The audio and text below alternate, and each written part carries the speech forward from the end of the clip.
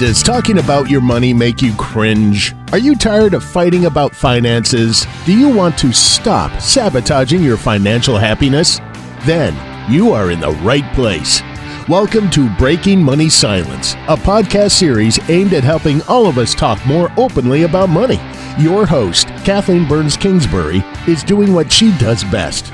As a young girl, she was scolded for talking too much to her neighbors in class. After years of trying to be quiet, she discovered that speaking up about taboo topics is her strength. International speaker, author, and founder of KBK Wealth Connection, Kathleen understands money and our relationship with it. She is a wealth psychology expert who has helped thousands of advisors and clients communicate more effectively about money. Now, listen to Kathleen as she assists today's guest in busting their favorite money myth wide open.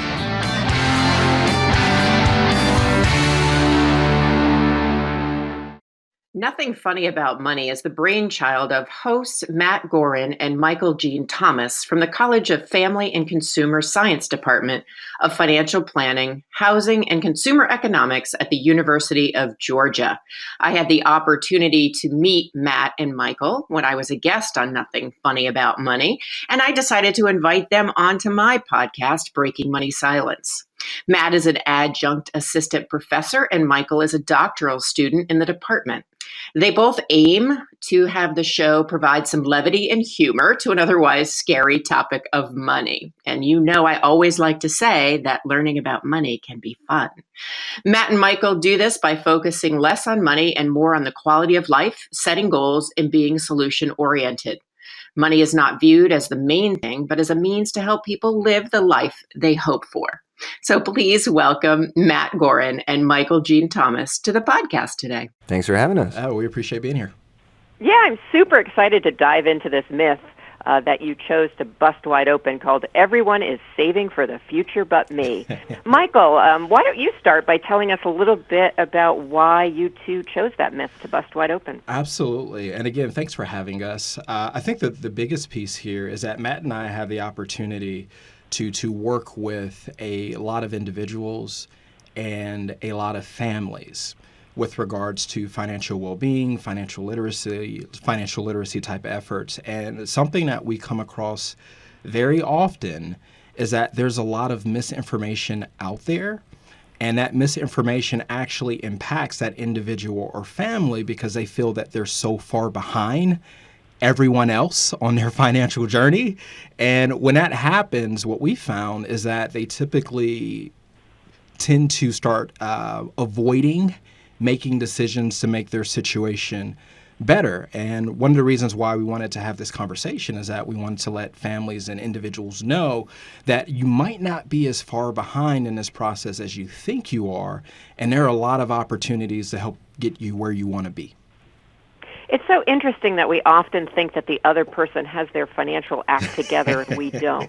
Don't you think? It is. But again, like we were talking about earlier, there's that misinformation piece. We don't necessarily know. So for instance, there was there were two individuals that I was working with about a year and a half ago, and one had their home paid for and the other one didn't. And you can just see the one who didn't have their home paid for, like their demeanor just kind of dropped when they found out that someone their same age was kind of moving along in life a little bit quicker or more quickly, so they thought. And then we actually dove into the why that happened. The person whose home was paid for, they had actually inherited that house from a grandparent. Right? So that other person was attributing these characteristics and qualities about this person. Oh, they have to have more money, right? They have to be more consistent. They're better than I am. And when we actually started to unpack it a little bit more, we transitioned a conversation from where you currently are to where you can possibly be and how you can do the same thing generationally from your family. But a lot of times we don't ask the why question. We just look at the what is, and we attribute what we want to attribute to the scenario. Absolutely. And I think one of the things that I talk about in my book, Breaking Money Silence, that I think you're alluding to here is the idea of curiosity, that we take a lot of this at face value, right? Everybody's saving but me. Absolutely. And if they look like they're in a better situation, there's an assumption about that as opposed to an inquiry or a getting curious. Exactly. Right. Now, before we get into, what you can do about it, I'm curious, is there any way in which this myth, even for a short period of time, can be helpful to somebody? Actually, it can be helpful to somebody. The interesting thing about what we do, especially working with families, sometimes this very scenario will motivate someone. Right? This can be all that they need to say, all right, I need to get my act together and I need to, do everything that I can to get where this other person is. They're not ashamed to even follow up and ask questions of the individual who is where they want to be. So what's interesting is that we all have these different money personalities and traits and characteristics. And it's important to know where you fall in that regard, because some people need financial counseling, financial help, more so than others. And understanding where you fall in that realm is incredibly important to make strides towards your goals. What a great distinction, that if you think everyone is saving for the future and you feel like that motivates you, that is maybe a healthy money mind script or money mindset to have. Absolutely. Versus if you are thinking that and feeling really bad about yourself. And you mentioned the word shame. Yes. Can you talk a little bit more about how money shame can trip us up, and especially in this scenario? Absolutely. It's huge. So I spoke about avoidance, and Matt and I see this all the time. When we're working with clients, we're just trying to get them to open the mail, right? we're just trying to get them to open it. And sometimes for our clients, it took them so much energy just to make the call to come in and sit down in front of us to even begin the process to ask for help. And Matt and I will tell you consistently across the board, after maybe the first or second session, they'll always say something like, well, this was a lot better than I thought. And it was because we don't shame them. We allow them to be open. We allow them to be honest. We dispel a lot of these myths so they don't feel like they're alone. And then we can effectively start the process of strategizing what their characteristics are, what works for them, what doesn't work for them, to create the most effective financial strategy. But a lot of people who utilize avoidance as a way to deal with these types of situations, they don't ask. They won't ask for help. And that's the scary thing about avoidance, is that you're reluctant to be open or vulnerable enough to seek help. And that's incredibly unfortunate for a lot of Americans out there. Absolutely. And when I giggled a little bit, and part of the reason I giggled is as a behavioral change specialist, one of the things that I hear you two shooting for is very small changes of opening your mail. So in seriousness, I want to say that I understand for a lot of people that's hard, or that there's so much discomfort over dealing with money that they would rather just kind of put their head in the sand. And by no means is that funny, but shooting for very small changes is inspiring, because I think if more people in the financial services industry had that empathy towards somebody's struggle or feelings about money, and then really shot for very small behavioral change in a very non-judgmental way, I know this is lofty, but I feel like the financial literacy crisis would go away, because we'd be able to talk about these things with each other. What are your thoughts, Matt? So far, so good. That's my first thought. I'm just sitting here listening to Michael talk. I'm like, he sounds pretty smart. He sounds like he knows what he's talking about. Okay, my thoughts about all this other stuff. Yeah, I agree that the small changes can certainly make a big effect, and that I'm glad that we're being so optimistic right now, that when we are thinking, people are going to look out at their neighbors and their peers and say, the problem I have is I'm not saving enough money. Mm-hmm. If that is the problem, that would be amazing. That's amazing. I think a lot of people look out and see their neighbors' cars and the bigger house and all the gadgets, and the first thought that comes to their mind isn't I'm not saving enough, but I'm not spending enough on all the cool gadgets. Touché. That's a great point in our consumer-driven society. Sure. So, how do you guys work with either one of these thoughts of everyone saving and that creates shame, or maybe everyone is drives a better car, has a better house, whatever it is, it's the old keeping up with the Joneses, right? That whole complex. Yeah. So I think part of how we can reframe this is if someone says, I see so-and-so has the nice house and the nice car, if we can suggest that the reason they do that is because they saved up. Maybe they are a great saver, but they have a similar job to you. They maybe have a similar life to you. So you also can get those things. You also can save up for those things as well. And so empower people with those comparisons rather than make them feel ashamed or self-deprecating or something like that.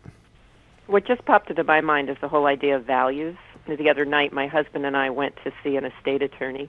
We're redoing our estate plan, as exciting as that sounds. No, it is very exciting. Sure. Yeah, it is very exciting. Very And exciting. everyone else out there should be thinking about how are we thinking about our estate. Yeah, I do and planning practice for what I will and preach, things of and I did pair that with a nice dinner. So we would both think of it as a positive treat experience. But the reason that I bring that up is the idea of values, right? So, I filled out the form before we went in, and they have you, list obviously all your assets and your liabilities, and I put down our 2 cars. And the estate attorney looks at me and giggles, and she goes, "You put down blue Subaru, maroon Subaru." And I said, "What's funny about that?" She goes, "Most people are putting down Porsche." Right? And I thought to myself, well, that Well- really speaks to our values, because I'm excited that I have a car that functions in the snow. Absolutely. There's a reason why we all connect. All right, because I drive a 2005 Camry. Matt just literally forced himself to get a scooter. Yes, a 2017 Yamaha Zuma. So I think Nice. That up, everybody. I think there's something in the air here when we connect and talk about these things, but it's very important. Yeah, and I would say the asterisk on what that estate planner said is most of her clients are driving Porsches. Most human beings, most Americans, most people around the world are not driving Porsches. They're actually, in fact, not even driving cars at all. So that comparison for her might make her want to spend more money and hopefully make her want to save more money. But Absolutely. And it's unfortunate, too, is that we kind of anchor to what's around us or what's most available to us as it relates to what success or even happiness may look like sometimes based on our circles. So for instance, for your estate attorney, it's one of those situations where you can be working with a clientele, and that clientele becomes your anchor to what you need to signal to be able to attract, right, this type of clientele.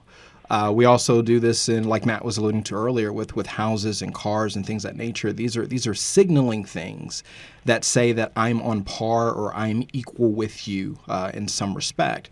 But what a lot of our families and a lot of individuals don't realize is that those do come with opportunity cost. Those things do impact your ability to save or your capacity to save. There's, the whole notion of being house rich and cash poor, right? And you see it reflected in different ways depending on socioeconomic status, but it's the same thing. People who are in a lower rung may invest more money in cars and things of that nature, and the people as they move up the rung put more money in their homes. But even still, you can still be cash strapped in both scenarios. And it's very important to understand that the ability to save, the capacity to save, is really dependent upon the lifestyle that you're tethered to. And as you were mentioning, does that lifestyle really reflect your core values, or you're just anchoring yourself to what appears to be the standard or norm based on what's most available to you? Well, and what's also interesting in retrospect is, if that had been 20 years ago, I probably would have felt bad that I didn't have a Porsche listed in my estate plan. And at my age, I'm like, good for me. I speed up my cars and then I buy a new one. So it has to do definitely with values and comfortableness with your relationship with money. And, the other thing that kind of, in thinking about this, that's much more usually about what the person who's commenting on their money mindset than your own. So if somebody's listening in today and they're saying, I do buy into this idea that everyone else is doing it right, whether that's saving, spending, whatever it might be, what kind of tips would you give the listeners on how can they start to get out of that habit and start to be a little bit more in tune with what they need or want to do around money? Well, one of the first things I would try to get them to do is put a dollar value on their values. And so we're talking here about I want a Porsche or I want a Subaru. Well, those things cost different amounts of money. Figure out what those amounts of money are. And then from that, you can build up a savings plan. And one example of this I just had in my class yesterday where we were talking about saving up for retirement. And of course, this is an odd thing to talk to a bunch of 19-year-olds about, but that's what we were doing. And one student was saying, I would want to live on $200,000 a year in today's dollars. That to me is the right amount of money. That's an upper middle class lifestyle. And another student said, I'd be very happy with $70,000. So these are two really different amounts of money that they're saving up for. Then we did the math. One of the students, the $200,000, needed to save something like $15.5 million to be able to pull that out in retirement. The other student needed, I think, maybe $5-6 million, whatever it was. So, one person needs more than twice, 3 times as much money as the other one does. Now, you could be the person who wants $70,000 looking at the person who wants $200,000 and saying, boy, I'm terrible at this. I'm not saving up nearly enough money. How is that person saving so much more? Well, they need to be saving so much more. So if it's motivating for you to look at this other person and say, hey, if they can save more, then maybe I can too. But if it's terrifying, if it's scary, if it makes you feel bad about yourself, realize that maybe your values are different than theirs. And maybe you're doing awesome for what your values are. I agree wholeheartedly. And again, what Matt's alluding to, so Matt was able to provide some context to why someone would want to save more.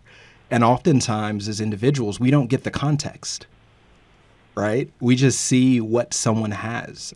So for instance, my wife and I, we're going to go on our anniversary trip, and we typically go to a baseball game somewhere. Our goal is to touch all the baseball stadiums that we can. And I'm glad that she loves baseball. You're one of those. Yes, I am one of those. I'm just so glad she loves baseball.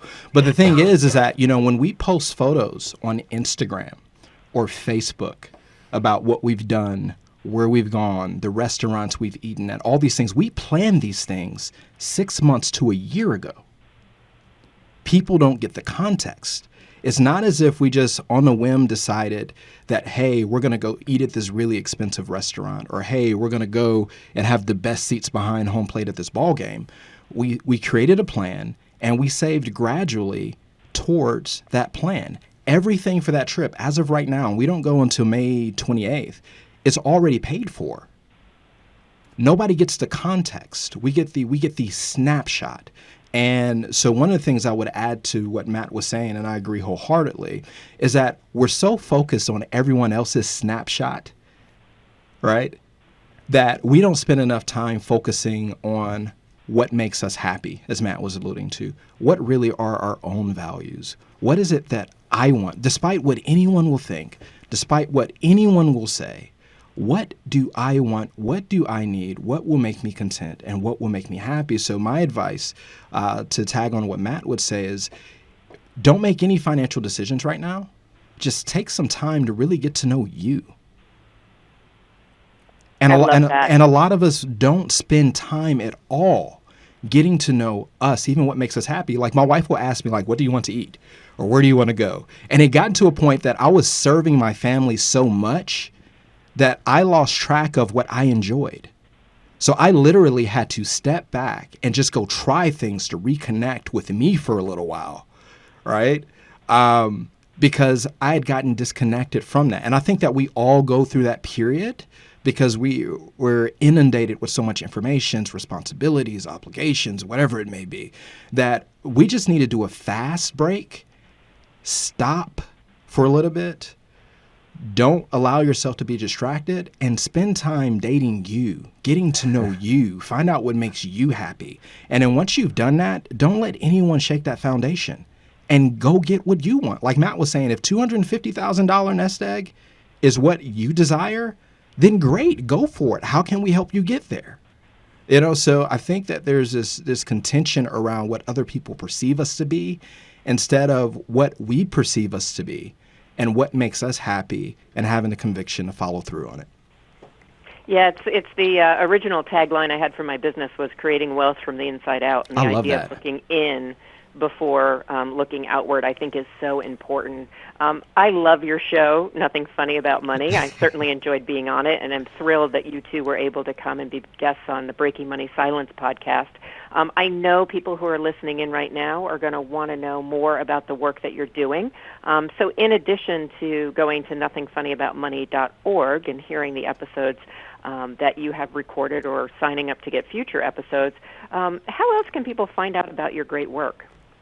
We're also on the University of Georgia campus at the Aspire Clinic. You can check that out online at aspireclinic.org. If you're feeling particularly philanthropic, we are always looking for help for that pro bono financial advising that we do for students and members of the Athens community. And we are also both members of the UGA Financial Planning Program. Absolutely. So you can check out that academic research and teaching department at financialplanning.uga.edu. Awesome. It's so fun hanging out and chatting with you guys. I love busting money myths with you. So thank you so much for your time today and your expertise.